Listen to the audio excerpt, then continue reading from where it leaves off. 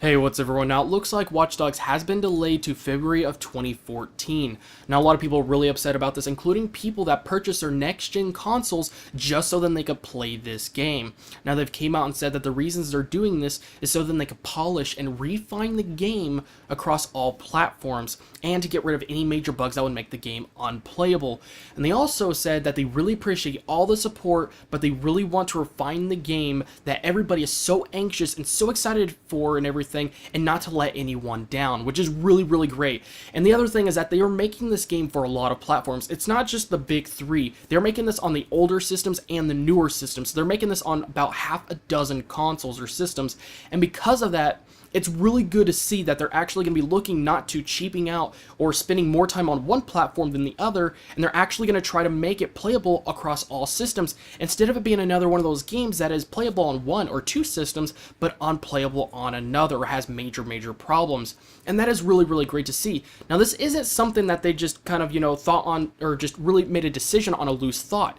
There was a lot of things that really went into this, and it looks like they must have good reasons to doing this, because this is going to cost them a lot of money. And as a result, the stock has went down on them, so they're losing money, and they're going to have to spend more money on whether it's electricity and just paying all the employees and the developers and everything to keep on working this game for nearly half a year and everything. And that's really, really a lot of money going down the drain, and it's probably much more money than they expected to invest on this game. But I'm still ultimately happy that they're actually going to be looking to making a great game across all platforms, and we don't end up having one team or one side of things and people playing it and having problems and everything. And the other thing is I can really understand why people are mad for this specific reason, and that is because a lot of people order their next-gen consoles, whether it was a special bundle or special edition of their system that included the game. So some people are feeling like that they're not going to be able to get their next-gen consoles until the game comes out, and that really has got a lot of people really mad. Now, it looks like some retailers will be allowing you to get your system early and then give you your game later down the line, which is really great. But you probably want to make sure, whether you call them, email them, or do research online and find out if the people that you bought the system from are going to be doing that. And if they don't, if you can get your money back, then get it back and then purchase it from another retailer, so then you can get the system and then the game later, instead of you having to wait much longer just to get your system along with the game and everything. Now, for those of you that live in Brazil, I am really sorry to say this, but it looks like the PS4 is going to be very expensive there compared to any other country. So if you thought the PS4 is very expensive where you live, whether it's the US, Canada, or any other country, it is not going to be very expensive compared to Brazil. Now, in Brazil, the PS4 is going to cost the equivalence of $1,850. Not $850, $1,850, and it's actually going to cost so much money that actually going to cost more than the Xbox One. And it's really surprising to see these kind of things, and this is once again one of the reasons that when people do giveaways or contests or try to ship things, sometimes they don't do it because of how much it might cost, and sometimes it ends up costing more than how much the product itself is actually worth that they're shipping. And these things are really out of control and are really unpredictable. And to see something like this happen to a big company like Sony, and to see them not try to do something about it or stand up or try to at least make some sort of an agreement, is really bad. And it really sucks when these things happen, and it's going to just end up costing so much money because of all the fees, whether it's the shipping costs, the importing costs, taxes, or any other fees, and it ends up covering about 2/3 or 3/4 of the actual price. And even when you exclude all that stuff, it still costs more in Brazil. Actually, it still costs more than it costs in the US. Even when you exclude all the fees, it's still going to cost $550 with the fees excluded, so it's still going to cost more money. Now, I can kind of understand in a few ways why they're doing this. Maybe because it costs so much money for the systems and they might be having lower sales, and just because of how much of a pain it might be just to get it sent over there and everything.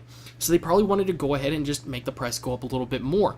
But it surprised me just a little bit because a while back they said that they were going to be having the price practically the same throughout all countries, and they were going to translate, the money cost from, $400 to this many shillings or whatever type of money you use.